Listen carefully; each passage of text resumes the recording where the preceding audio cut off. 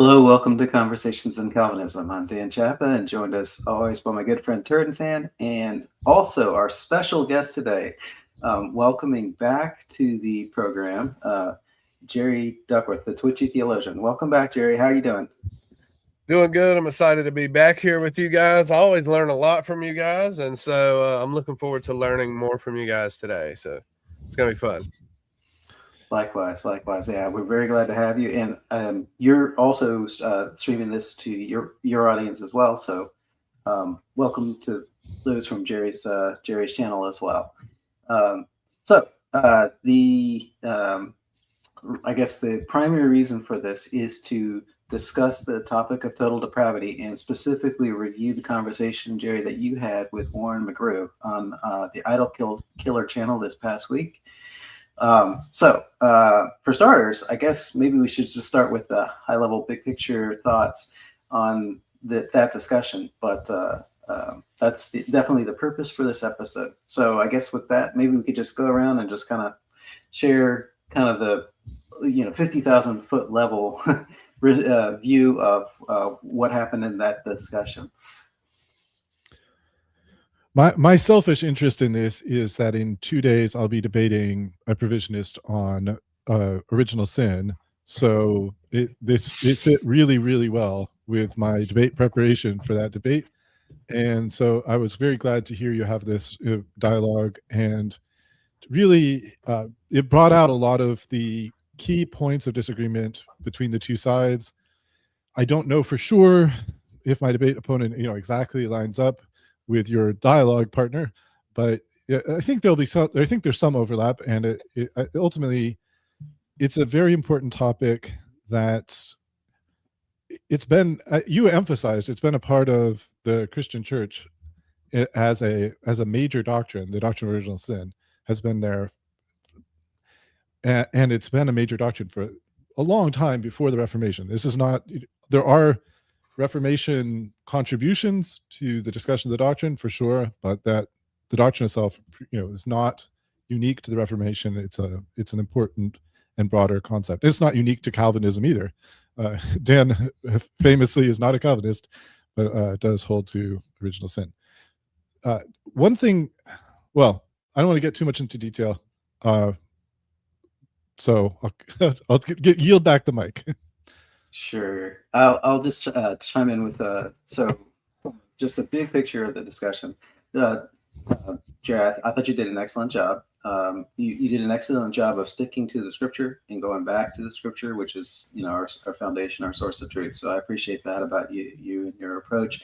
Obviously, on a topic like this, there's going to be points where I disagree with you, and there's going to be points where I agree with you, and that's just going to be the nature of the beast, since you're a Calvinist and I'm an Arminian. But on the general picture of total depravity and original sin, I'm with you, and more opposed to Warren. I debated Warren myself a while back, and I thought you handled him probably better than I did, and Warren can be a handful. He's a smart guy, and he's a tough debate opponent. So I thought you handled him extremely well overall. To me, I guess what caught my attention is the new wrinkle in, I guess, Warren's view since the last time when I debated him on total depravity is his leaning more and more towards the East, and I guess he's considering joining the Eastern Orthodox Church, but he basically defined his view as the Eastern Orthodox view, which to me puts me in a weird position, because I always thought of the Arminian view and the Eastern Orthodox view as very, very close in terms of this issue. But Warren kind of was coming more from a provisionist standpoint, where he's completely denying the imputed guilt and denying total inability.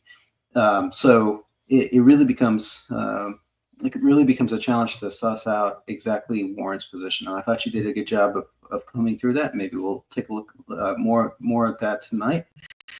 But yeah, I thought you did an excellent job. So thank you. Yeah, I appreciate that, and I appreciate both of y'all's thoughts on it. I felt like it went really well. The video thing surprised me. I wasn't expecting that, and I was like, why is he quoting MacArthur? MacArthur holds to total depravity, and you're pretending to agree with him, but I know you don't. And we went back yesterday and looked at some of the some of MacArthur's statements on Romans 5:12, which agree wholeheartedly with me. So, maybe he could argue there's inconsistency there, that he's holding to an imputed guilt but still saying babies are innocent. But we proved unequivocally the other day on my channel he holds to imputed guilt. And I wasn't there to talk about John MacArthur or James White or any of that other stuff, but overall, I think we had a good discussion. He's a real sharp, fast guy, quick thinker. I'm a slower thinker, so I have to pick one or two nice nails and just hammer that. And Dan, I appreciated your debate with Warren. In my prep, I actually watched that and watched your debate with him, and I really appreciated what you brought out on John 6:44. And I kind of, threw a little jab at him there, like, hey man, you said you might need a couple weeks. It's been 4 years. Like, have you got an answer yet? And then another thing that you asked him that I was going to press if we really got into the inability argument was you used the text. I can't remember where it's at, but it basically says no one, I think it's in 1 John maybe, no one can say Jesus is Lord except by the Spirit. Oh, that's 1 Corinthians 12, 1-3. Yeah. Okay. I was wanting to use that as well because I feel like that's a really good argument. If he says yes, then that seems to indicate that total inability is true to some extent. Whether he's got to regenerate us or enable us through prevenient grace, whatever, the Holy Spirit has to do something. So I really like that argument, and I appreciate what you did in prep for that. It helped me at my prep. Yeah, absolutely. So one of the key points in the debate or discussion, whatever you want to call it, was your case on Ephesians 2, especially 2:3, that we are by nature the children of wrath, and Warren had his response that it's basically a habit developed over time. So if you want, maybe we could launch into the details at that point. So I have a clip queued up. Let's see if this will just go here.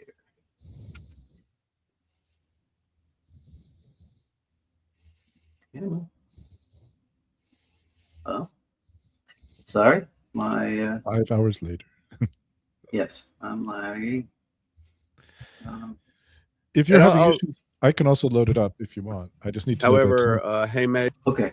All right, here we go. So, okay, what I'm going to do, I'm going to play two clips back to back. They're both short. So one is going to be Jerry, your side, presenting the argument initially, and then there was some back and forth on some other topics, and then there's going to be another splice in the part where Warren responds on that specific point.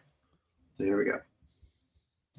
Pontos, which is in the very next verse, we all emphasizes the universality of this walking. We all do that. And why is this a natural condition in which we all walk? Because we're by nature children of wrath, which can mean by birth. Now, you quoted Thayer's lexicon, which seems to say that we become children of wrath, but Thayer's is outdated and ignores oi lapoi, which emphasizes the universality of it. The rest, like the rest. And BDAG says that we were in our natural condition as descendants of Adam, subject to God's wrath. And then the genitive there, among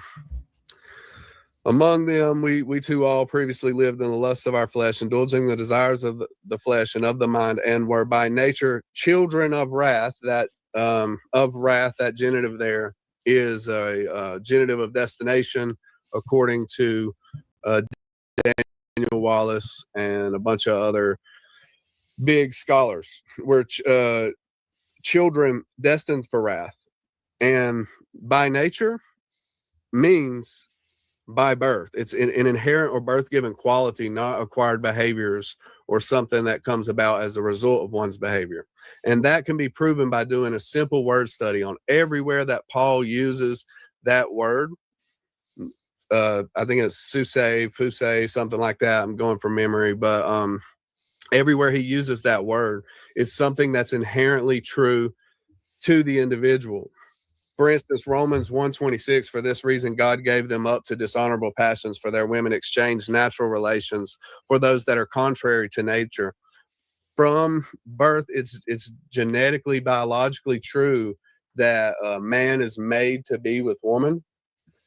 And you can go through the rest of the uses and just show this is an inherent birth-given quality. So you go on, but I'll just pause it there, and I'm going to switch over to Warren's main response, and this will be a pretty short clip, and then we can discuss.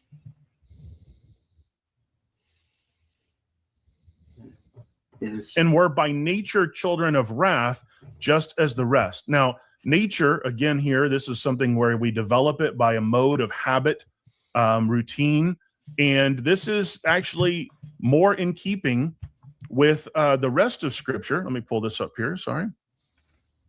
Like we see in Romans 7:9, I once was alive apart from the law, but when the commandment came, sin came to life, and I died. And this commandment, which was to result in life, proved to result in death for me.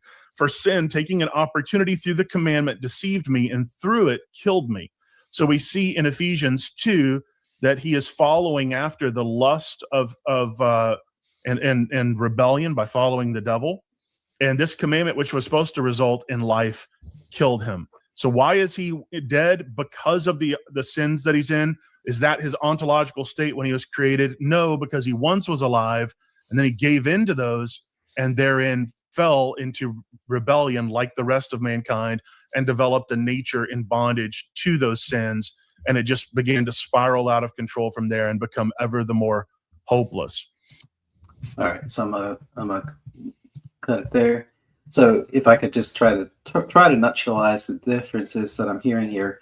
On the one hand, you're taking the position that by nature the children of wrath is innate, it's an inborn condition, whereas he's taking the position, no, it's a habit that's formed over time. And then he's taking the position that people are born alive, and then when they voluntarily sin, not through the imputed sin of Adam, but when they personally, individually, voluntarily sin, that's when they spiritually die. And he thinks he finds parallels between Romans 7 and Ephesians 2, and he uses Romans 7 kind of to explain the deadness that's found in Ephesians 2. So I think, to me, those are kind of the main issues, that the points of contention, so to speak. And I guess from there, I just like to turn it over to you and see if you could maybe unpack your argument a little further, flesh it out, because I saw where you're going with it, but I'd love to hear firsthand your position. Yeah, I appreciate it. And if you notice, I brought up Ephesians 2:3 multiple times during the debate because I wanted to be able to get to my word study, and I really felt like that was a point that he just simply couldn't handle. So learning from the apologetic dog, I hammered on, and he's in the chat, so I'm going to shout him out. I learned from his debate with Leighton and was like, okay, I'm going to hammer home a point. He just kept Romans 8. And I was like, Ephesians 2:3. But to get to it, like it was interesting to me that he kept emphasizing the sons of disobedience as if that's not everybody, when verse 3 literally is like, the verse itself is almost bookended by universality. We all once did this. We were children of wrath like the rest. Now, I think it's the ESV says like the rest of mankind, but that's mankind isn't in there. That's they're trying to make it understandable to the modern English reader, but it's clear that's what Paul is saying, like the rest. So it's a universal thing. But first, I would want to hit on, again, I quoted BDAG. I think it's a good source, but I'll read Harold W. Honer's exegetical Ephesians commentary. And look, I'm reading guys who don't agree with me. Some of the guys I'm quoting aren't Calvinists, and they're agreeing with me. And I think Honer might be one of them. He says, we were, because of our ancestors, children of wrath. It is the natural endowment or condition inherited from our ancestors, particularly from Adam, Romans 5:12-21, that brings wrath. This fits with the term tekna, children, who have a close relationship to parents. So he's really emphasizing that inherent birth state by pointing to children of wrath. He's like, that's just the way it would connect. The word children is there, so it just makes sense. Clinton Arnold said, when Paul says that by nature we were destined for wrath, he probably intends to convey that we inherited this status and condition at birth. He uses the same word in speaking of ethnicity, quote, we who are Jews by birth, Galatians 2:15. And then because the wrath of God comes as a result of our status as dead in transgressions and sins, in one sense, it can be said that we are all born dead. And that's the point I was trying to convey, is that Paul is trying to indicate that we are born as spiritual stillbirths. And I guess let me, if you don't mind, I would like to just share my screen so that people have something to look at, especially with these verses. And I'll zoom in a little bit so that it's visible.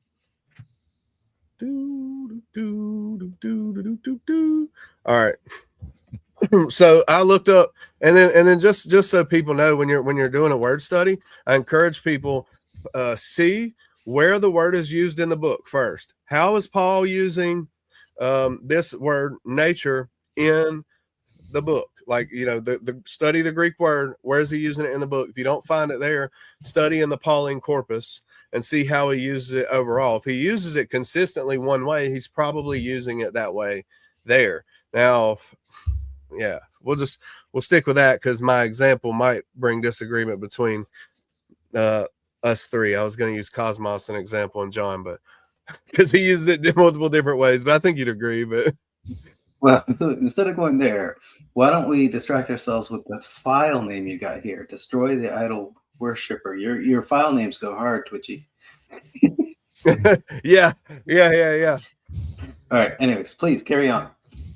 So Romans 1:26, for this reason God gave them up to dishonorable passions, for their women exchanged natural relations for those that are contrary to nature. And I just wrote here, from birth, the clear and natural biological pairing is man and woman.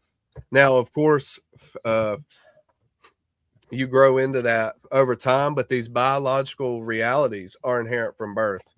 And I think that's what Paul's indicating here. Romans 2:14, for when Gentiles who do not have the law by nature do what the law requires, they are a law to themselves, even though they do not have the law. And if you look in context, it's talking about the conscience, and they are following their conscience, the law being written on their heart, which is a true reality from birth. Like, no one is born that doesn't have a conscience. Now that conscience may kind of develop a little bit over time, but those birth given inherent qualities are there from the very beginning.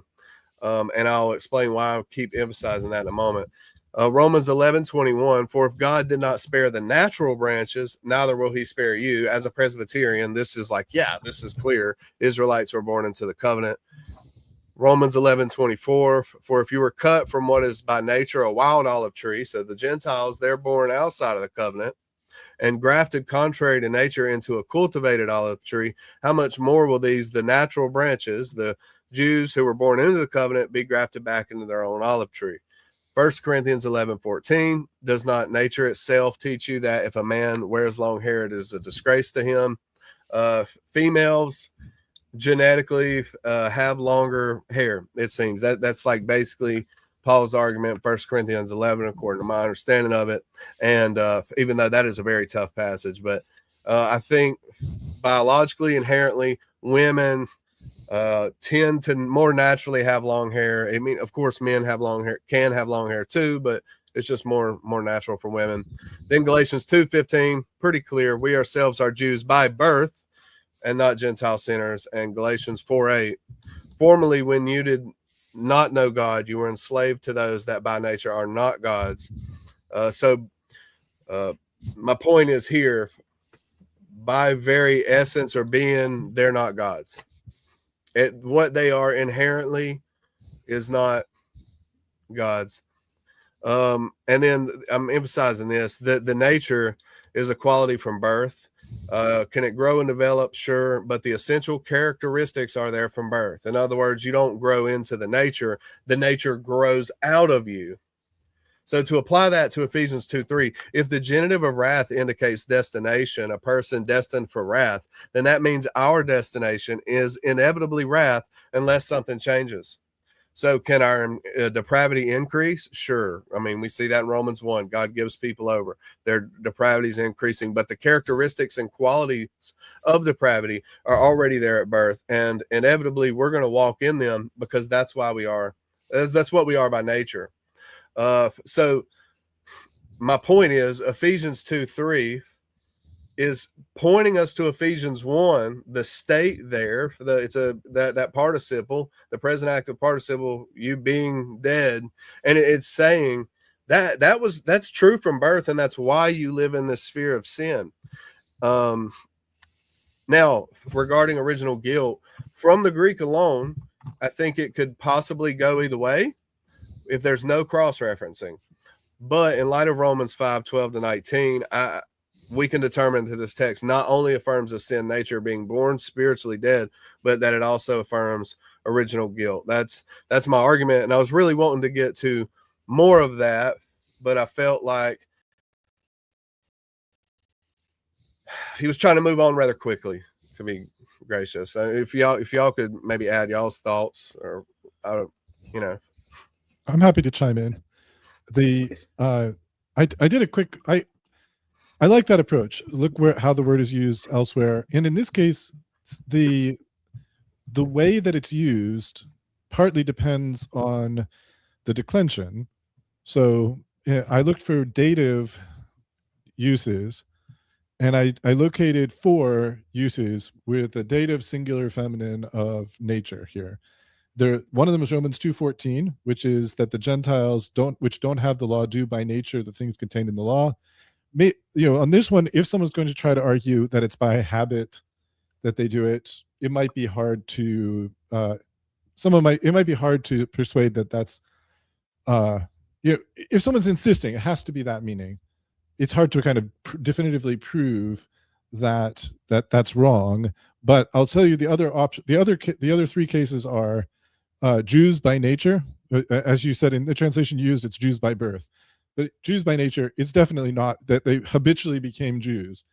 The Galatians 4:8, this one is great. Howbeit then, when you knew not God, you did service unto them which by nature are not gods. Is it because by long habit they became not gods? Of course not. It's talking about the very nature, the essence of who they are. They're not gods. People treat them like gods, but they're not gods. And then Ephesians 2:3, that we're by nature children of wrath, even like the rest. So and then when you go back to the context of Romans 2:14 to really just double check what this is, you see that it says they show the work of the law written in their hearts, their conscience also bearing witness. So the explanation in 15 says, oh, wait a second, actually we can establish. If you took 14 by itself, you might not know. When you look at 15, you can see that where they got the law is from God. He wrote it in their hearts. So, that I think that it's the word study aspect. Of course, a sample size of 4 or 5 has its limits, but it just doesn't support his contention. And that's interesting to look at it as a dative. And I should have did that first. So rewind the tape, people, and insert that in between looking in the Pauline corpus. Look at the Pauline corpus as a whole and look at every usage, but emphasize using that particular declension. That's good. All right. Very good. Yeah, appreciate that. Thank you for laying that out. So you examined the Pauline usage, and it's always linked to birth. And so you're saying, well, that certainly puts a very strong burden on Warren to show that it's some type of an exception, and he didn't. And I emailed him, and he told me he would find me the exception. So I emailed him, and we're waiting on that. So Dan, hopefully it happens before 4 years. I know you're still waiting on yours, but not quite. Okay, so good. All right. So let's see. Did you want to cover Romans 5:12 at this point? Happy to do that. Or if not, we can. We can move on and see what you guys. And I'm going to hear what you guys have to say. And if we happen to come across it, then we'll. I'll speak up. So, Turton fan, I had a clip lined up for you for Ezekiel 18. If you want to touch on that. Sure. That's around 53 minutes, 27 seconds into the... Well, I was using the Twitchy Theologian channel timestamps. Hopefully they're the same on both channels. I don't know. Let's try. Okay. All right. Thank you. And then yet we're still guilty for his sin of eating from the forbidden fruit. Ezekiel 18 says that that's wrong. There's a proverb going around in Israel where it says the fathers have eaten sour grapes and their teeth are set on edge. And God says, as I live, says the Lord, this will not be a saying. The soul that sins will die. The son will not bear the consequences for the sins of the father, and the father won't bear the consequences for the sin of the son. And yet you're telling us that all of mankind is being damned and guilty, not just mortal and into a fallen condition and subject to sin and sickness and suffering and needing savior from the works of the devil, the hold of the grave and all that. You're saying that because of what Adam did, you're guilty of eating from a forbidden fruit, and that God can therefore be just in damning you and your offspring, even though Ezekiel says that's wrong. Ezekiel is not addressing. Ben, is that do you want to keep running it, or you literally cut off the best part, bro? Oh, okay. I'm just playing. I'm just playing. Yeah. Go ahead, Turton. So what I noticed is in the way he summarized it, he even says that the children won't have the consequences of the father, and the fathers won't have the consequences of the children's sin. And usually there's this, Berlin Wall between the guilt and the consequences. And oh yeah, you can have all these consequences, and that doesn't mean you have the guilt, because if you're a gangster and you go and do a drive-by, then there's all these other people who suffer the consequences of your sin, but they're not guilty for your sin.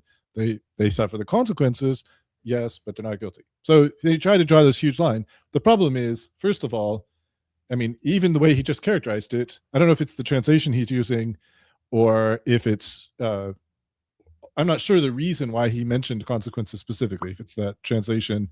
But the bottom line is, in fact, that is kind of the point of this. The proverb itself says that I liked the translation that you had, Jerry, that you used during the dialogue, which said something like the children's teeth are blunted. The King James has set on edge, which is really hard to picture. But the idea is that something bad has happened. There's been these consequences, negative consequences to the children's teeth, not because of what they've done, because of what their father's done. So this is a proverb, of course, but the proverb is the consequences. The consequences are the problem of the child. And he's saying, no, the children aren't going to get the consequences of the father. That is what it says. That's the point of what it says. It doesn't use those words in the translation that's my preference, but the point is there. And even if you don't focus on all the consequences, what's the consequence that's explicit in the text? Death, which is the one consequence that is like the go-to thing. Mortality. You keep hearing these, oh, well, people get mortality from Adam, meaning that they're going to die because of Adam. But this one says, no, you're not going to get no ancestral consequences if you take it in the absolute way that it's presented by provisionists typically in these dialogues. So I thought that's very interesting inconsistency. I think that there's a solution to this, which is that the passage is about repentance. And if someone repents, then no matter what their father has done, no matter what their ancestors have done, and that includes Adam, if you repent, God will forgive. You'll have mercy if you repent, but not if you're on the other hand, if you had a righteous father and you do the opposite of your father, his being righteous isn't going to make you better off. You need to be pure yourself. So you need to do what's right, no matter whether you had good parents or bad parents. Anyway, you need to do what's right. And that seems to me to be the point of this passage. And it's not about, attacking some early, I forget when Ezekiel exactly was written, but some early version of original sin. That's not what this is about. This is about an entirely different issue. So that was my thoughts. I don't know if you guys have different or. I have something I wanted to add to it, because I think you're hitting the nail on the head. I talked with Jeremiah Nortier. He always helps me with my debate prep. So we talked, and he reminded me of Deuteronomy 28, and I'm like, oh, that fits with the context of what's going on. They've been taken captive. And then when you look at Deuteronomy 28, it explicitly says, you guys are going to do evil, and your sons are going to be taken captive.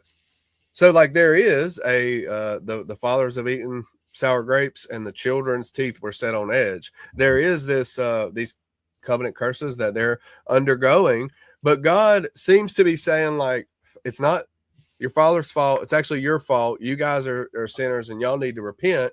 And then the same verbiage is used in Jeremiah 31, the new covenant passage. And it's pointing ahead to the new covenant, where when you have repented and believed, and you're not just a part of the new covenant visible, but you're actually a true spiritual member of the new covenant, then no sin is counted against you, because Christ has covered it with his blood. And that's why I was really wanting to test him at first, and was like, hey man, what's the context of that? And he said, let's look. And I'm like, well, I don't need to look. I know, because I've studied it in preparation for this. But I don't know. Dan, what's your thoughts?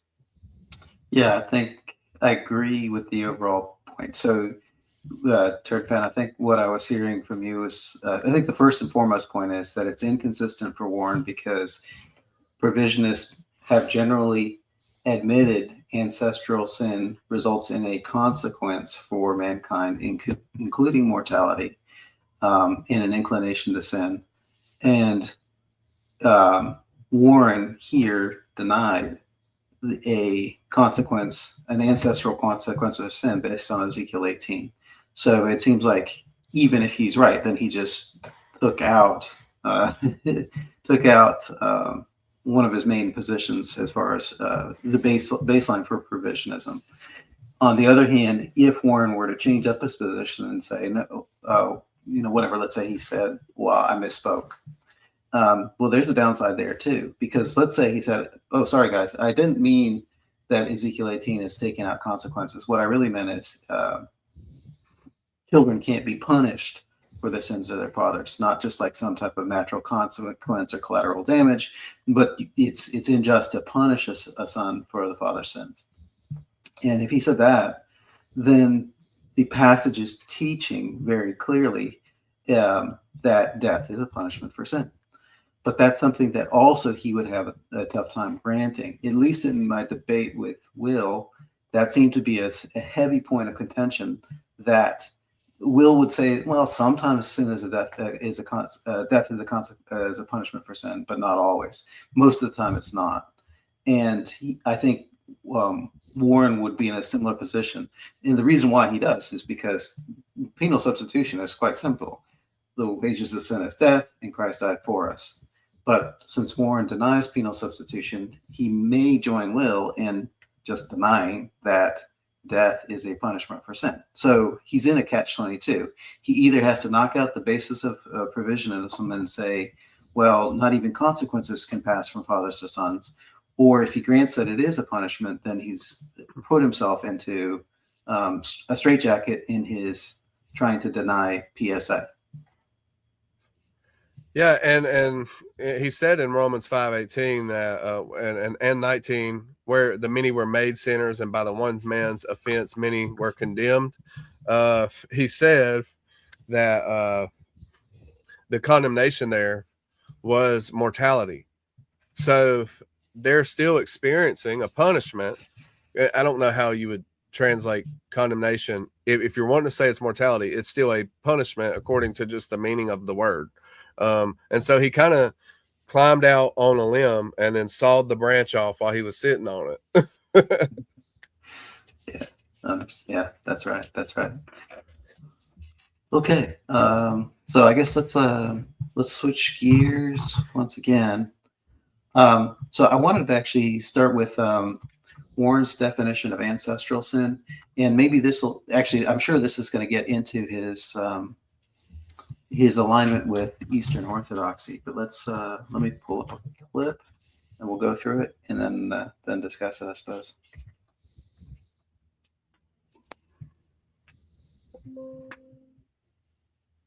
Depends on how you're defining a sin nature. So, like in an ancestral sin, sort of means, or like what do you mean by ancestral sin? The Eastern Orthodox view. What is the Eastern Orthodox view? That we're born mortal into a world full of sin and sickness. That we are broken. That we need God on every level, but we're not guilty, and that our noose becomes clouded as we sin. Could we define it as an evil inclination? I mean, if you want to do that in a Yetzer Hara sense, where there's the inclination is one that would lead us to evil, but it's not evil in and of itself, then I'm fine with that. Because the reason I ask is because I did get that sort of definition from the St. John, the Evangelist Orthodox Church, and it's in it said evil inclination. And then if I look at the Catechism of Peter Magilia, it seems more like what I'm saying, but we could within orthodoxy proper, like big O, Eastern Orthodoxy, Greek Orthodoxy, they do not hold to inherited imputed guilt. Now there is a strain of Latinizers that come from like a Western tradition. They're Augustinian. They're the derogatorily referred to as Uniates, and they often will push more of an Augustinian anthropology, but they'll try to juggle that and the Eastern Orthodox model, and it collapses into one of the two. You can't hold both. So it's interesting, but I think we have enough to get a working definition going from Warren's side on ancestral sin. So what we're hearing from Warren is, of course, that there's consequences that are experienced in terms of inheriting a brokenness or a sickness, as sometimes he would call it, from Adam's sin in an environment. So the brokenness might be internal to the person, but the environment is external. Like we're in a world that's filled with sin and there's temptations and that sort of thing. But what he specifically has denied are the two key elements, which is the one is he's denied imputed guilt of Adam. And then the second thing that he's denied is total inability. Now, I guess I wanted to focus on the second point and just bracketing whatever the East might have to say about imputed guilt. And Twitchy, I thought you had an excellent quote there on imputed guilt, but just bracketing the question of imputed guilt for the moment and just focusing on the inability question. I think what's happening, and this is maybe an update on Warren's side since I debated him, is he's upgraded his view of prevenient grace because of his approach to Eastern Orthodoxy. But it's probably still in process of working its way out in a consistent way in his system, because I think ultimately what he's giving us here is contradictory on the issue of is total inability true or false? So let me see if I can explain why I say that. But I think before I even get into the details, and we'll look at like the Synod of Jerusalem and that sort of thing. But I think Warren has kind of been, I don't want to say one-man band or whatever the case might be. But having to join, if he's joining the Eastern Orthodox Church, they have creeds and the confessions and standards. Now, I have my issues with them because I hold to sola scriptura rather than thinking that the councils are infallible, and I also hold to sola fide rather than any type of works-based justification, and those sorts of things. So certainly icons and praying to saints and things like that. I certainly have my issues with Eastern Orthodoxy, but in this specific case of the issues of our inability, it may be that the Eastern Orthodoxy holds to a more serious view of the fall and its consequences on mankind than Warren used to hold. And it also may be the case that they have a stronger view of God's grace than Warren used to hold. And perhaps he's taking some steps in the right direction, maybe not, or maybe he's just starting to work through the inconsistency. So before we get into the Synod of Jerusalem and the East view on prevenient grace and the fall and that sort of thing, do you have any big picture thoughts on, I guess, Warren's sort of transition to the East and how it's impacting his theology overall? Is that a question for Jerry or whoever wants it? I pulled on the pin on the grenade and just throw it out there and see who jumps on it.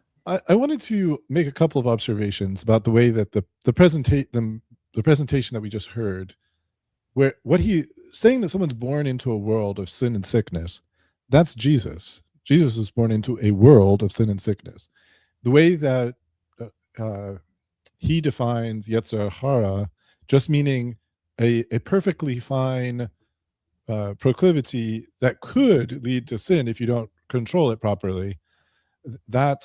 I don't think that's the right definition, but the way that definition, which is the one he's offering for his own position, that again, he says Jesus had that, if I remember correctly from the discussion. So again, he's ascribing everything that he calls original sin to Jesus. That's kind of a problem. Also, it then becomes totally unclear, or not, it doesn't become unclear. It seems as though in his theology, there's no reason that Jesus needed to be born of a virgin. There's that necessity of the virgin birth. There's a prophetic necessity, but it becomes just a meaningless sign in his view, because there's no natural generation bringing inherited guilt and so forth with it that would need to be cut off in order for Jesus to be who he is for us. So his denial of original sin, he doesn't like to frame it that way, but his denial of original sin has a huge impact on his understanding of the gospel, some of the central points of the gospel. Yeah, I don't have anything to add except having read some of your notes earlier, I'm like, say that one thing, but I'm going to wait for you to say that one thing, and I'm going to let it keep rolling. Sure. Okay. So let's look at the Council of Jerusalem. So let me share this tab instead. And all right, and let's see, can we add that? Here we go. Yes. Okay, I'll blow this up. So we're looking at the Synod of Jerusalem, which isn't optional for Eastern Orthodox, as far as I know. I mean, well, defining exactly the standard, but it's generally accepted as kind of part of what defines Eastern Orthodoxy and that sort of thing. So let's go through this. Decree 3. This is on predestination. I'm going to start with, so basically it takes, frankly, a quite Arminian type view on God wants everyone to be saved. But I'm going to start here in the middle. But since he foreknew that no one would make a right use of their free will and the other wrong, he predestined the one and condemned the other. Okay, so this is a pretty straightforward kind of aligned with classical Arminian view that predestination is conditioned on God's foreknowledge. All right, this alone is a serious problem for Warren's position, because if Warren holds that if God foreknows something, then it's determined, and doesn't nuance it out and doesn't think foreknowledge can be reconciled with that. So even if he would say, well, that's not everything, that's just who would believe or who would get saved, well, then I think he's stuck with determinism across the board for eternal destination, because this is at least saying that with respect to those events around salvation, God foreknew them. So in Warren's book, that means they were determined. Okay, but anyways, that's not the specific point I wanted to bring out. And thus, we make use of free will thus, that the divine and illuminating grace, which we call preventing or prevenient grace. So this gets into God's prevenient grace as an illuminating grace. Prevenient meaning it comes before we come to believe and repent. Being as a light to those in darkness by the divine goodness imparted to us all, so that those that are willing to obey this, for it is of use only to the willing, not the unwilling, and to cooperate with it in what it requires as necessary for salvation, there is consequently granted particular grace. This grace cooperates with us and, what's this word? Enables us and makes us to persevere. So think about this. Warren said point blank, that he's willing to grant that God's grace is necessary. But if God's prevenient grace is necessary and enables us, what does that mean? What does that imply about before this prevenient grace? That we are unable. But what does Warren say? He says that he denies inability, total inability. But this is saying we need God's prevenient grace to enable us, which means that before we were unable. Now, there's other parts to this thing that's going to be, I think, a challenge for Warren's position. So this is the decree on free will. And this is decree 14, and it's going to say a lot of things that Warren's going to agree with. We believe man in falling by the original transgression to have become comparable and similar to beasts. Well, he's not going to like that. That is to be utterly undone. But it's going to start to say things that Warren's going to agree with, and to have fallen from his perfection and impassibility, yet not to have lost the nature and power which he received from the supremely good God. For otherwise he would not be rational, consequently not a human. So he still has the same nature in which he was created, and the same power of nature, that is free will, living and operating, so that he is by nature able to choose and do good and avoid and hate to do evil. Now, Warren might take this first part and say, ha, I got you, right? The Eastern Orthodox Church still holds a free will power between good and evil, and that power is by nature. The problem is, you got to keep reading. So, skipping down just for the sake of time, although being done by nature only, intending to the form and nature, the character of the doer, but not spiritual. Okay, so these good works that unbelievers do, they tend to form the natural character of the person, but not the spiritual character of the person. Wait a minute, that's quite a distinction. It does not itself contribute to salvation without faith. So these good works don't help. Well, how can they not? Especially if you can be perfect. But how can they not help? Nor does it lead to condemnation, for it's not possible that good, such as it, can be the cause of evil. But in the regenerated, what is wrought by grace and with grace makes the doer perfect and renders them worthy of salvation. A man, therefore, before he is regenerated, is able by nature to incline to what is good and to choose the work morally good, but for the regenerated to do spiritually good. So it's making a distinction between natural good works in spiritually good works. And it's saying, yeah, within the realm of natural good works, you can do what they can choose between good and evil. But within the realm of spiritually good works, ones that are pleasing to God, ones that have anything to do with salvation, no, you can't do them.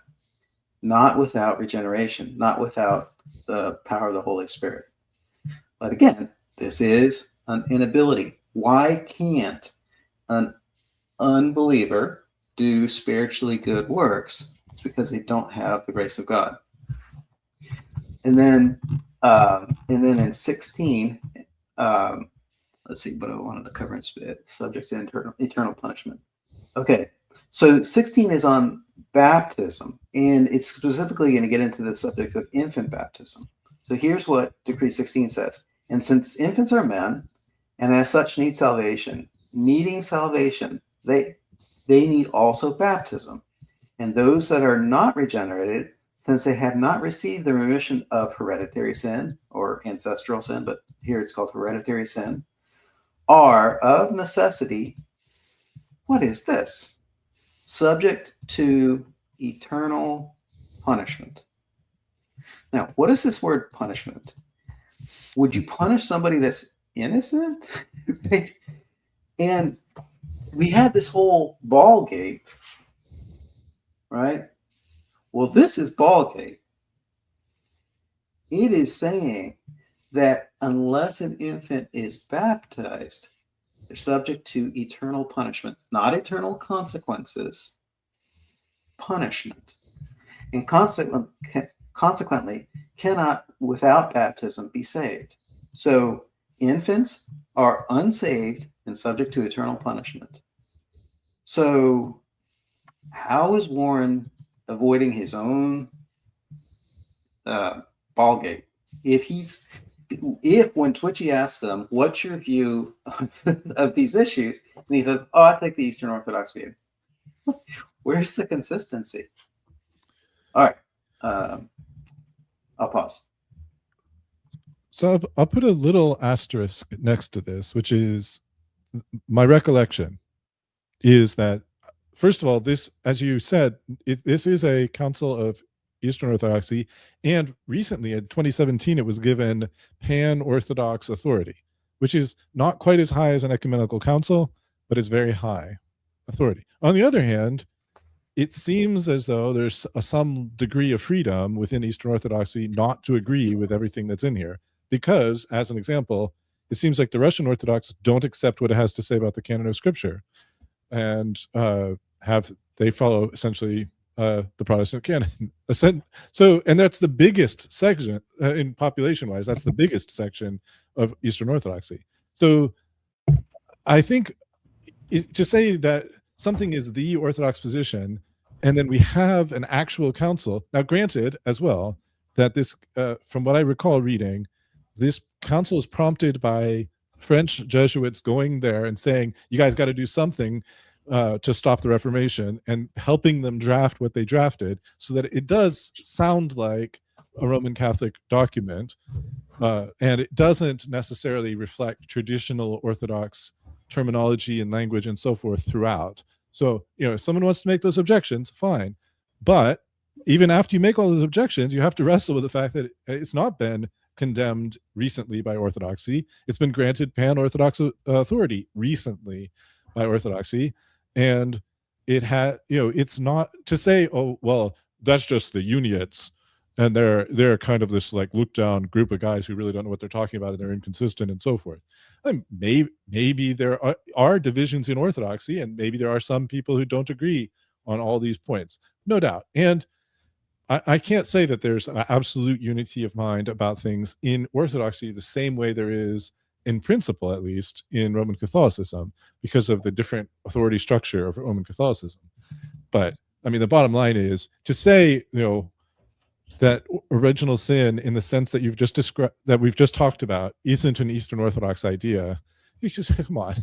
What you're saying is, in your interpretation of some patristic era writers' comments, like whatever was not assumed was not, what was the rest of that?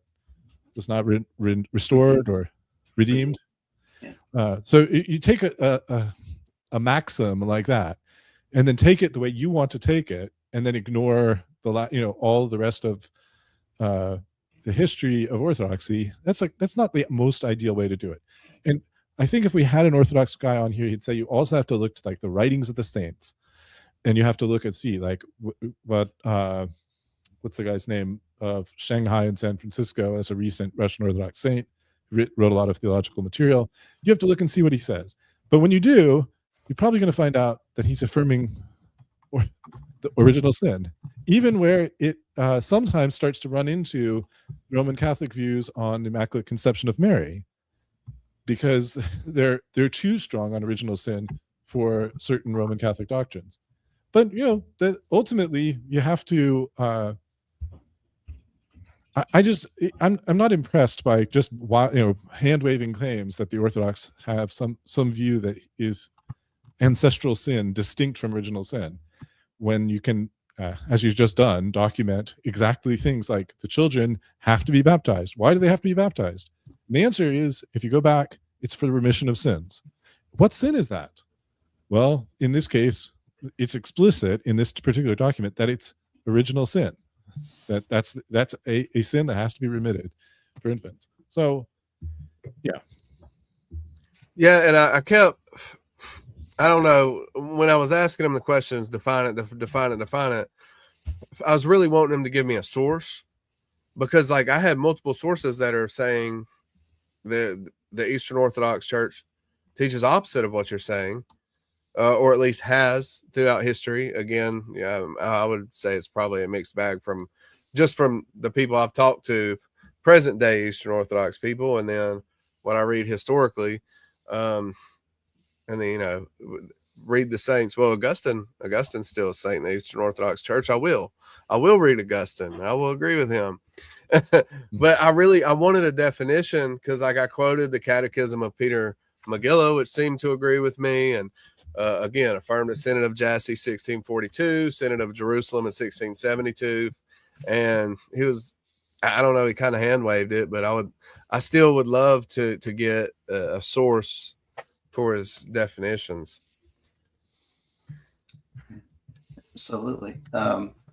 So, Turnpen, did you want to touch on the Council of Carthage? Sure. Do you want me to pull the text up to the screen? Yeah, that works.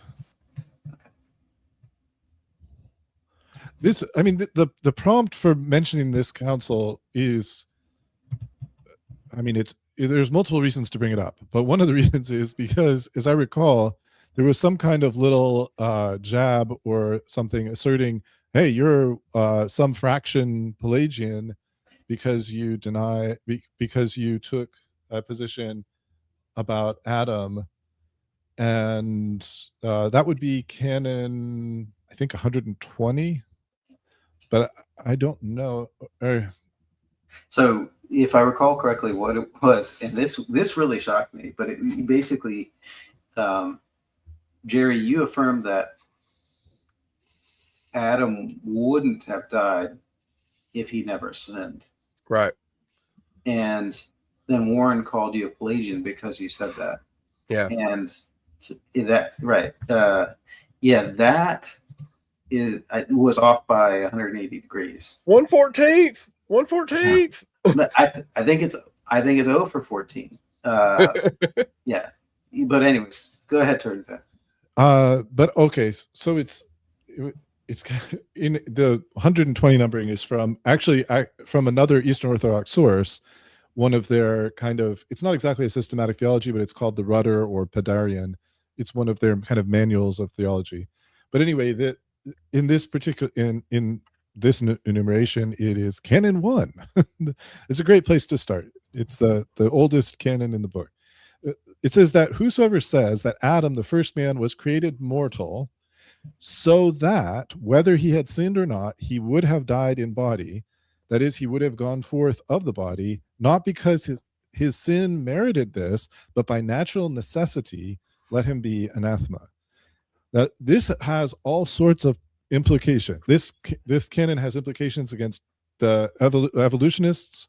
It has many implications, but the implication, it also has an implication for this idea that Adam, because one of the things that was claimed is that the fall brought about mortality, and also brought about this Yatzer, or it didn't bring about the Yatzer Hara, this which includes hunger.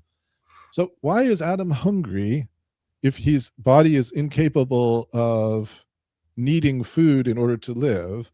I don't know. I don't know in what way that's there, but he certainly has mortality in the sense that if he sins, he will die. That kind of mortality he had. Yeah. The text in Genesis specifically said Eve saw the fruit that it was good for food. Yeah. So that's the Yetzer Hara before she ate the fruit. Yeah.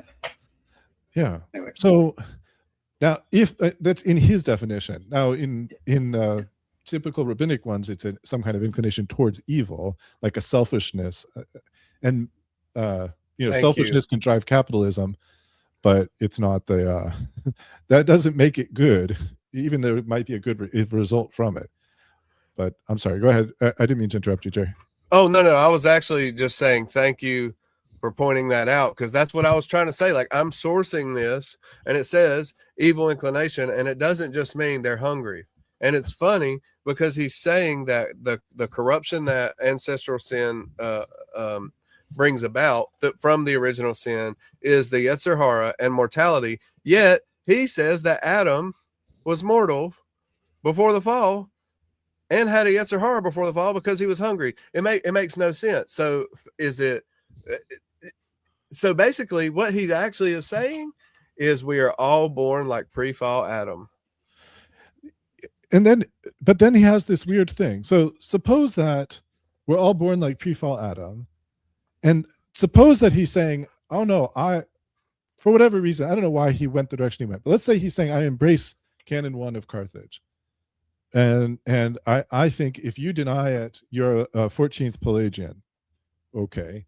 So, but what it says there is the way that Adam was created, if he didn't sin, he wasn't going to die. So why is it that children and other people who lack moral competency, why is it that these people die? Is it that they have by some sin merited this? Or is it that an injustice has occurred? Or is that Adam's liability to death has nothing to do with justice, and then we're back to saying Adam would have died anyway, even if he didn't sin, because death is not a punishment for sin. It's not merited by sin. It's just something that naturally happens.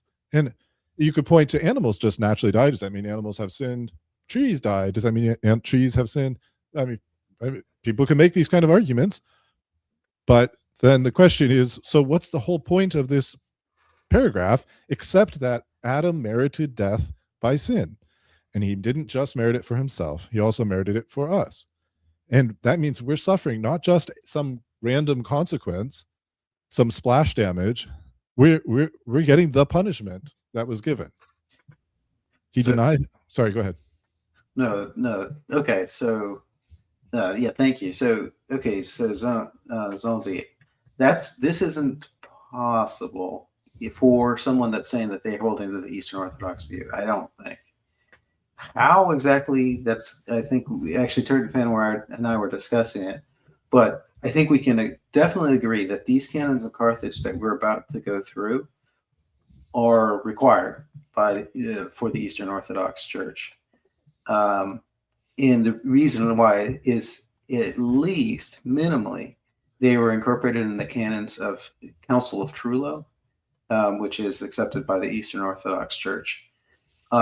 In addition to that, Pelagianism was also condemned at an ecumenical council in Ephesus.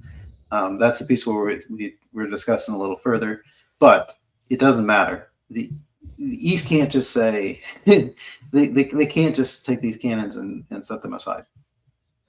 And Augustine was invited to the Council of Ephesus. He passed away before he could come, but he was invited to that council. So he's not the enemy of the Council of Ephesus. He's the ally of the Council of Ephesus. And there's a different question, a question of justice, whether Pelagius was rightly prosecuted. In other words, was this a kind of kangaroo court, and they strawmanned Pelagius and and said he took the position that Pelagius is saying, that Adam was not created by God subject to death, but really Pelagius didn't believe that. And somebody like, what is it, Ali Bonner kind of tries to suggest that none of these condemnations are actually condemnations of Pelagius. But that's a different question. It's a different question whether it was procedurally just towards Pelagius or Celestius or any of the other Pelagians. And that is an important issue for those people at that time.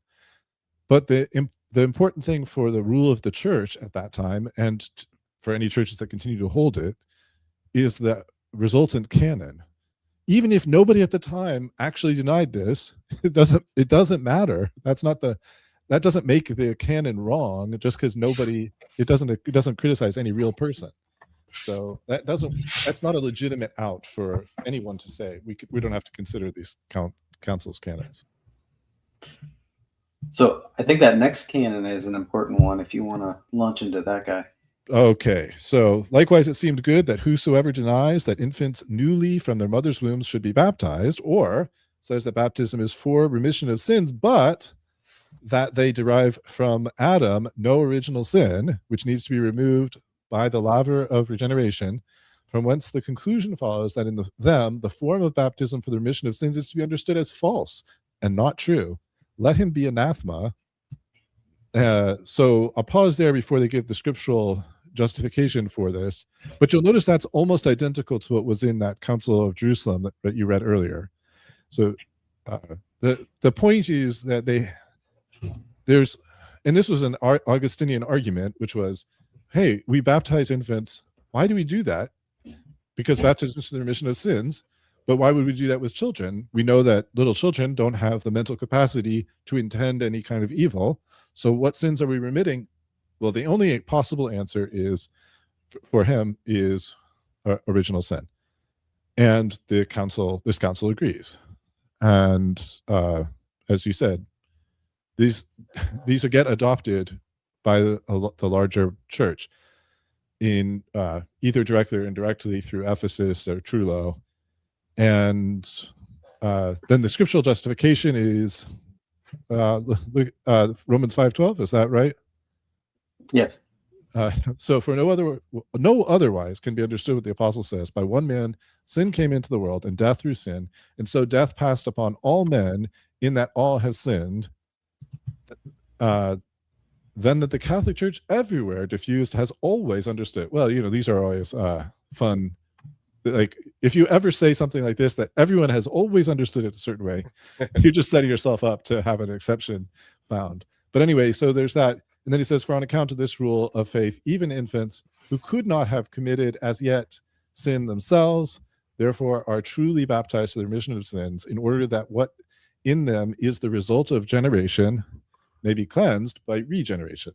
So we in the Westminster Confession, we say all the people who descend from Adam by natural generation sinned in him and fell with him in his first transgression. So the exact idea of how generation's involved in the process, ultimately that's connected to why the virgin birth is so important. Jesus doesn't inherit ancestral sin because he isn't a product of natural generation. And therefore Jesus didn't need to be baptized by John the Baptist because he didn't have any sin of his own. He didn't have any actual sins of his own. He also didn't have any ancestral sin of his own. But he was baptized for someone else, not for himself, but for us. So it's one of many things he did for us. Yeah.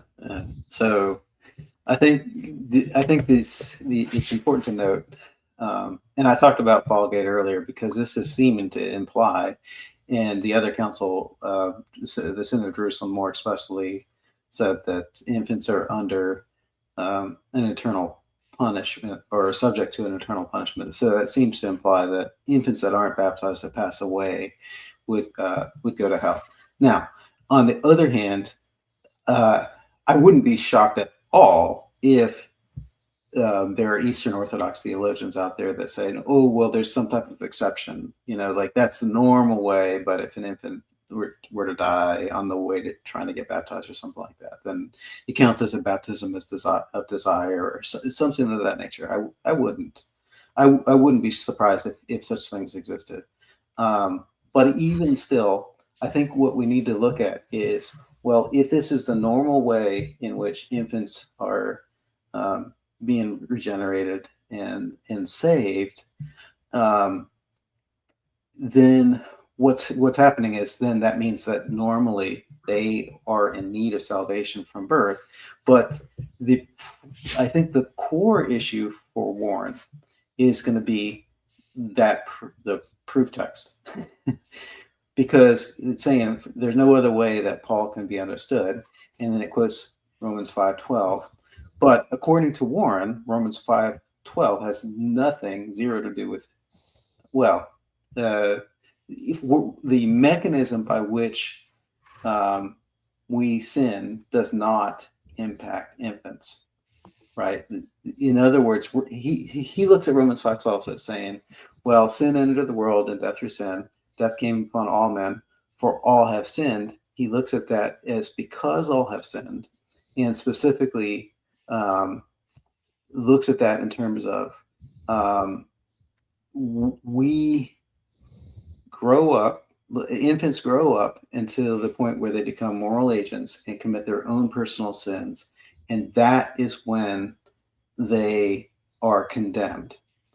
And that is the exact opposite of this counsel, because it is saying, well, infants need to be baptized because of Romans 5:12. And so and they're saying that this is the universal witness of the church and that sort of thing. So it solidly is contradicting Warren's teaching that Romans 5:12 does not imply that infants are under sin or need baptism for their sins. So anyways, so that this one seems to be a big problem for Warren. I would add to that when you look at the rite of baptism, the ritual of baptism, the liturgy of baptism in Eastern Orthodoxy, including infant baptism, but also including adult baptism, there's a portion right before the immersion. They do practice baptism by immersion. Right before the immersion is the exorcism, where they denounce Satan, symbolically spit on Satan, denounce the power of evil and so forth. Why? Because they believe that the person prior to this time had been under the power of sin, under the rule of sin, under the authority of sin. And that in the case of infants aren't able to go through those steps themselves. So the candidate or sponsor or godparent, whatever term you want to use, does it for them. But it's done even in modern day Orthodox infant baptisms. They'll do the exorcism portion as well. It's not only people who have habitually followed Satan that are the servants of Satan from the standpoint of Eastern Orthodoxy as expressed in the very worship that they have. So to say this is not part of Eastern Orthodoxy, it seems to me indefensible. That's different from saying whether they should be baptizing infants. That's an entire different debate. But the question is, given that they are, and given that their rituals include the exorcism ritual for infants who are innocent of any personal sin, in their view, then it only makes sense if they have behind this ritual some understanding of original sin, even if it's in some congregations where the particular priest doesn't. I wouldn't be surprised if there's like Pelagian priests in some Orthodox churches. That wouldn't shock me. Pelagianism sprang up in churches that didn't have Pelagianism before. That Pelagius himself came from some kind of Christian church. So I'm not surprised if there is something like that out there in some church, in some parish somewhere that's doing that. And maybe it's even widespread. I hope not, but maybe it is. So anyway, I don't want to wax too long on that point. I would want to make a few points. I actually had this listed under Romans 5:12 when we talked about it. And I really wanted to park there and discuss Romans 5 a little bit longer because I feel like it's really indefensible. Like his view really is indefensible from that text. And I asked him, well, first off, let me point out, so far, we have 2 councils and 1 catechism that's affirmed at 2 synods that refute Warren's position. And this is Eastern Orthodox people. So I want to point that out because I was saying, I'm not even defending Calvinism today when I'm defending original sin. I'm just defending what the church historically has believed universally. Obviously exceptions, but for the most part, generally. With Romans 5:12, I really was trying to get him to explain to me why all have sinned there is in the aorist. Like, is he seeing it as a proleptic aorist? All will inevitably sin. If so, what's his justification for it? And in light of the context, I see no justification because babies die. And if death passes on to all men and babies die, then that means they must have sinned somehow, which we would say in the context, it seems to be saying in Adam and, the original sin. I tried to get him to explain what Epiho was like pointing back to, how he's understanding that, because like understanding the way the grammar of that works is really important, but you have to understand the grammar of 5:12 in light of 18 and 19 and the many were made sinners. Through one man condemnation came to all men. That informs your understanding of 12, so that because the grammar, it's hard. I did a whole essay on it for school, and if you just take 12 by itself, I'm like, I don't know. It could be this, it could be that, it could be that, but in context, I feel like it really limits what all options that you have. And I'm gonna be honest, maybe there's probably a smart guy out there who can justify it, but I don't think a proleptic aorist could be justified. Like all will inevitably sin. I don't know if that could be necessarily justified. Yeah, I don't think it's a proleptic aorist either, for sure. Is he saying that infants do, in fact, inevitably sin? All of them? I mean, how can you, if you say it's proleptic aorist, it's something that definitely will happen in the future. It hasn't maybe happened yet, but it will definitely happen. He just says, no, it doesn't happen in the case of those who God ends their life early. But so then, it's just like, that's like just saying that God's claim about the future is false. Which is worse, almost than some of the other errors. But anyway, But I mean, in terms of Warren's position, though, since he's leaving sola scriptura, heading towards the east, it doesn't work that way. He doesn't get to pick up the Bible and read it and just come up with whatever he thinks is the right answer. He's got to go based on the authority of the church. He's got to. So, in other words, this canon is requiring Warren. He's calling him out and saying, "Change your view on 5:12."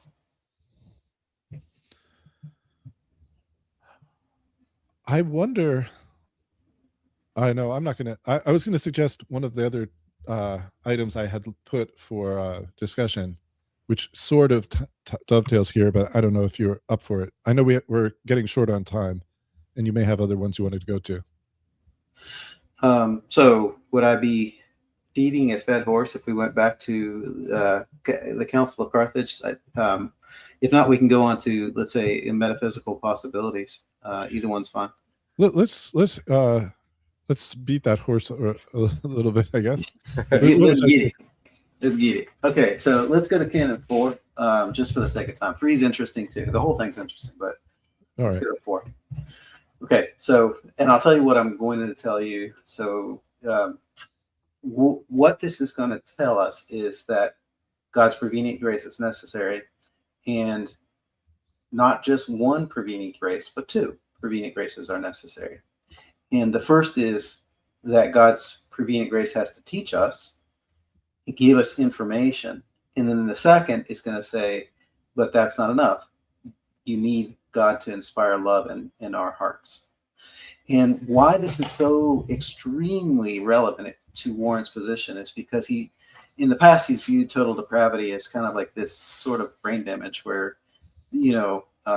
people can't learn information. But this is going to say, even if they have the information, they're still totally unable. Okay, so with all that said, and by way of preamble, I'll go ahead and read it. That the grace of Christ gives not only the knowledge of our duty, but also inspires us with a desire that we may be able to accomplish what we know. Also, whoever says that the same grace of God through Jesus Christ our Lord helps us only in not sinning by revealing to us and opening to our understanding the commandments so that we may know what to seek and what we ought to avoid, and also that we should love to do so, but that through it we are not helped so that we are able to do what we know we should do, let him be anathema. Okay, so it's saying that there's God's commands are a way of revealing to us what God requires of us, and that can lead us to seek what he's required of us and what we ought to avoid. But in addition to that, there's a second aspect that we should love to do so, though through it we are not helped so that we're able to do so. So there's that enabling again. We should be enabled to do what we know we should do. Let him be anathema. So it is what was happening was Pelagius was saying, well, sure, there's prevenient grace. God gives us his commands, so we know what to do. Right? And they're saying, wait a minute, no, commands aren't enough. You also need to be able to love it. So, and then it goes on. For when the apostle says, wisdom puffs up, but charity edifies, it were truly infamous were we to believe that we have the grace of Christ for that which puffs us up, but have not for that which edifies, since it in each case it is the gift of God, both to know what we ought to do and to love to do it, so that wisdom cannot puff us up, while charity is edifying us. For as of God it is written, who teaches man knowledge, it is also written, love is of God. Okay, so let me break this down one piece at a time. So they're saying wisdom puffs up. So information and knowledge and wisdom leads to puffing up. But charity, love from the heart, desire, that's what edifies. It's truly infamous to believe that we have the grace of Christ for that which puffs us up. This is prevenient grace 1. God gives us the information. But if you say all we need is the information and we don't have the love which edifies, since in each case it is a gift from God, both to know what we ought to do and to love to do it. Right? So there's 2 prevenient graces. 1, the gift of knowledge. It's saying if you hold to the gift of knowledge alone, you're anathema. So if Warren affirms, yes, we have prevenient grace from God because he sent us this book, the Bible, and it has all the information you need. Isn't that all the prevenient grace you need? No. This council is saying that is not enough. Just having the information, just having God's commands is not enough. That's an insufficient view of prevenient grace. There's 2, both that God gives you the information and he inspires within you the love to be able to act on that information. And the reason they give is because love is of God. So when Warren takes the position that, well, total depravity is like brain damage. No, it's not. What this council is saying is that the problem, our inability is twofold. One, a lack of information. God can solve that by just giving us his word. But that's not enough. We also have to be given love from God to not just know the information, but the way Twitchy explained it is to accept it. But in this case, it's saying to love to do it. That's the way it's explaining it. But it's aligned exactly with what Twitchy was trying to teach Warren in the discussion. That there's a second grace. So the information alone is not sufficient. That's what this canon is saying.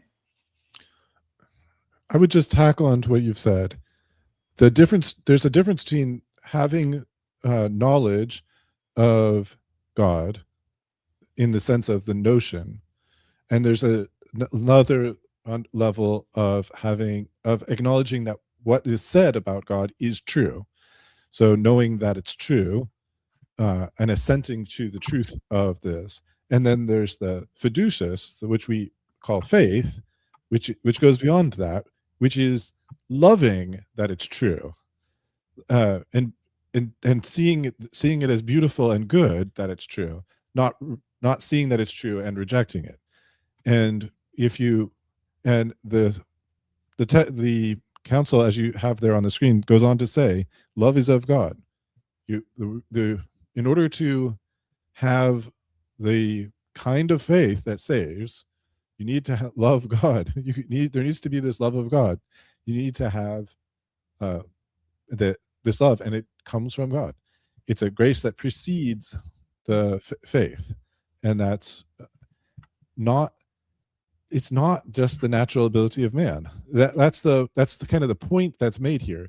Is it's not it's ruling out this provisionist idea that it's just. I mean, it's not obviously it's not unique to provisionism, unless they just didn't happen to invent this out of thin air and Pelagius wasn't teaching it. But this idea that the grace is just God's announcing the gospel aloud and telling us what we need to know, that's not enough. It is gracious of God to do that, no doubt, but that's not enough. That's what this canon is saying. I don't mean to like jump off topic, but Segoy reminded me of something. What's that? In the discussion, I asked him, "Do you affirm?" And let me find the quote. Shouldn't take me but a second.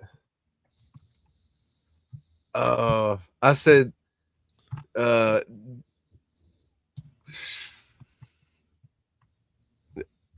do you affirm that when Adam sinned, that the freedom of the will was destroyed? And he said no. And I said, so you don't believe the freedom of the will that was destroyed in the first man can be restored only by the grace of baptism, for what is lost can be returned only by the one who is able to give it. You know, that Second Council of Orange Canon 13, right? And he was like, you're being anachronistic or something like that. I don't know. Was I misreading it? I don't know. I just quoted it. It definitely seems to be something that raised his ire. Yeah. I mean, it'd be interesting if I don't know if Warren were to affirm the Second Council of Orange canons 5, 6, 7, and 13 at a minimum. He would just have to retract everything, to delete half his channel. So we've got 2 councils mentioned, the Second Council of Orange, that's 3, and 1 catechism that all say he's wrong, and that don't even agree with us on other matters of soteriology. Interesting. They're more Eastern Orthodox and Roman Catholic. Yeah, and they're kind of calling Warren to kind of elevate God's grace and minimize man's abilities. And essentially, it's basically calling Warren to up his game, get a little closer, not all the way, but a little closer. Well, I hope he does. I hope he does. I messaged him in an email and I was like, "Look, bro, I know I say some hard things, but I'm genuinely pleading with you I want to be able to call you a brother.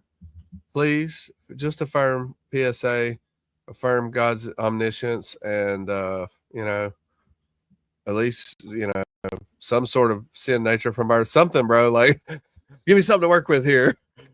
But he just doubled down the next day. But I'm still praying that God will open his eyes and draw him to himself. Yeah, understood. All righty. Okay. So, right. Yeah. Okay. So for the sake of time, yeah, that's true. So I guess should we start to wrap it up at this point, or at least maybe for my part, I probably do need to step away. Yep, that's fine. Time is limited. We could definitely, I know we could easily speak on this for at least triple the time that we've talked so far. And we could always do a part 2. I think that chat, let us know. Do you want a part 2? A super chat would at least not guarantee, because I can't speak for them, but guarantee a part 2 for me. You know, I'm just putting that out there. Yeah, I'll have. I'm sorry, and I'll have my kids make you a friendship bracelet, and I will send it to you in the mail. Nice. I can't promise any friendship bracelets, but if you're you know, if the chat wants it, if the hoi polloi speak, love it. All right, we got one vote. I don't see the super chats coming in yet, though, so we'll have to wait. Remember, the super chats need to go through the Twitchy Theologian channel, not through Theologian fans, since we don't have them here. And I think most people are probably watching it through Twitchy Theologian. So it says there it goes. There you go. Someone's and I already got his address, so there will be a friendship bracelet on the way. I got you, Cheevers. Cheevers let me stay with him at that conference in Texas. And Cheevers, he's a member of my channel. And he let me stay with him in Texas, but he's a provisionist. But not the full-blown Warren kind. He's a good provisionist that we can call a brother. Well, there's certainly a lot of meat left on the bone, that's for sure. So I am all for the second, a part 2 as well. Why not? So I'd love to thank everybody who's been participating. There are, however, way more. I usually try to thank each person individually, but there's thankfully there's been way more than the usual number of people for Conversations in Calvinism episodes, and I'm grateful for that. But thanks to everyone who's been participating and providing their 2 cents and injecting humor and everything else that you all do in the chat. It's much appreciated. Any other kind of final words or final thoughts from either you, Dan, or you, Jerry? I always have a lot. Let me just say this. Go to KentonIndustries.com. Check them out, especially if you're a hunter. Go to snakecrusherproducts.online, promo code Twitchy25 for 25% off. Check out Biblical Home Laundry Detergent. My boy Ricardo Escobar helps me out with that. And check out the 7 Points of Calvinism by the Twitchy Theologian on Amazon.com. Oh, and hold up. From Darkness to Light Coffee, strong enough to keep you arguing theology till 2 a.m. Check it out. You can email me if you want some. Very nice. Straight from Guatemala. Nice. All right. And any final words from you, Dan? Jerry, thank you very much. It's an honor having you on, and you did an excellent job in your discussion/debate with Warren, and I appreciate it. And maybe one day you and I are going to have to debate each other on some of one of those 7 points of Calvinism there. Well, we would agree on at least one. Yeah, Total Depravity. So we'll pick one of the other 6 one day, because you know, I really respect you, and I've seen your debates, and I've seen Tfan's debates, and I love you and respect you guys. So it's really an honor to be able to do this. It's exciting to me. It's our pleasure. We're glad we could collaborate today, and looking forward to a future episode, God willing. Thank you, everybody, for their commented, and God be with you. Also with you.